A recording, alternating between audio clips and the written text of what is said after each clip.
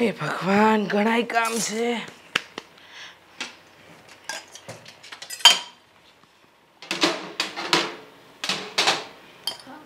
Mummy.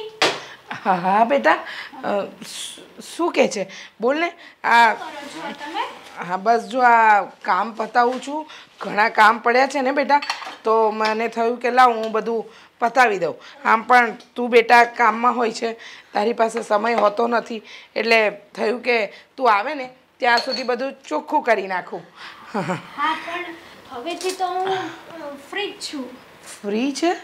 હા અચ્છા, એટલે રજા લીધી છે? હા કંઈ વાંધો નહીં બેટા, આરામ કર ને. આ 2 દિવસ રજા લે છે તો આરામ કર. ફ્રી છું એટલે હું કંઈ સમજી નહીં હો આમ તો. એટલે મેં રજા નથી લીધી, પણ હવેથી હું નોકરીએ નહીં જાઉં. કેમ? શું થયું? કંઈ પ્રોબ્લેમ થયો કે પછી તને કોઈ બોલ્યું કે પછી તારા બોસે તને નોકરીમાંથી કાઢી મૂકી? ના, મેં મારી જાતે જ નોકરી છોડી દીધી છે, કેમ કે બોસની મારા ઉપર નજર ખરાબ હતી અને એવું કહ્યું કે તારે પર્સનલી મારી સાથે ફરવા હરવા હોય તો જ તને સારી સેલેરી અને સારી નોકરી, મતલબ સારી સેલેરી અને સારી ઇન્કમ આપી શકીશ, બાકી તો મારાથી નહીં થાય ને. શું? એટલે તારા બોસની નજર તારા પર હતી? હા, અત્યાર સુધી મને નથી ખબર, પણ આજે એણે મારી છેડતી કરવાની કોશિશ કરી. છેડતી કરવાની કોશિશ? આ શું બોલે છે તું બેટા? છેડતી કરવાની કોશિશ એટલે તારા બોસે તારી ઇજ્જત લેવાનો પ્રયાસ કર્યો?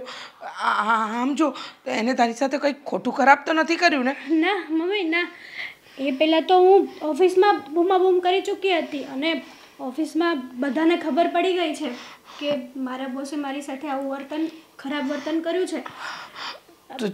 તું ચિંતા નહીં કર, તે જે કર્યું ને એ સારું કર્યું. મમ્મી, મેં નોકરી છોડી દીધી, હવે આપણું ઘર કેમ ચાલશે?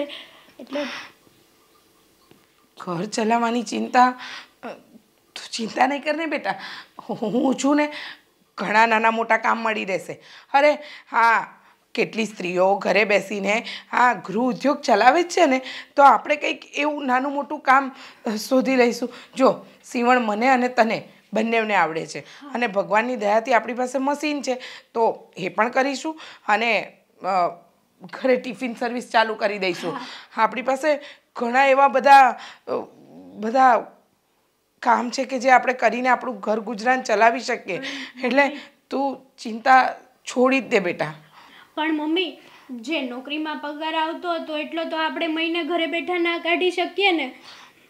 એ તો થોડા દિવસ તકલીફ રહેશે બેટા, પણ તકલીફો સહન કરી લેવી પોસાય.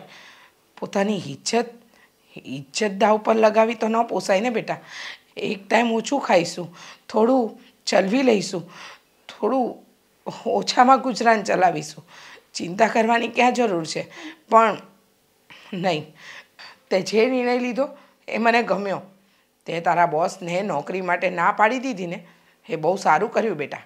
કારણ કે જે માણસ આપણને આપણી ઇજ્જત માંગીને રૂપિયા આપે અને આપણે આપણી ઇજ્જત આપીને રૂપિયા કમાઈએ ને, એ થોડા દિવસ સારું લાગે, પણ પોતાનું ઝમીર તો અંદરથી એકવાર કહે જ કે આ ખોટું થઈ રહ્યું છે, આ ખોટું છે.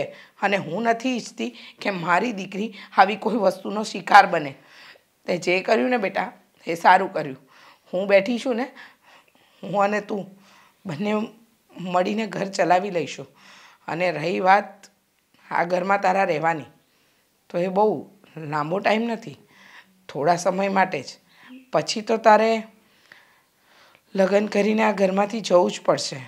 કારણ કે આ ઘરમાં પણ ક્યાં સુધી બેટા, લગ્ન કરીને એક વખત તને તારા સાસરે વળાવી દઉં ને, એટલે હું નિશ્ચિત થઈ જઈશ. મારી ચિંતા હળવી થઈ જશે, મને કોઈ ચિંતા નહીં રહે.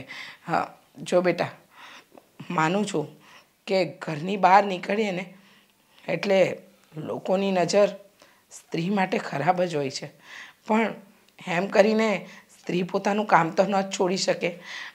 ચિંતા નહીં કર, મેં કહ્યું ને એમ, નાનું મોટું કોઈ પણ કામ ઘરેથી શરૂ કરી દઈશું અને ઘર ગુજરાન ચલાવીશું. અને હું પણ એવી સારી જગ્યાએ ઇન્ટરવ્યૂ આપવાની કોશિશ કરીશ જેથી કરીને આનાથી પણ સારી નોકરી કરી શકું અને ઘર ચલાવી શકું. સારું બેટા, જા તું, હું રસોડાનું કામ પતાવું.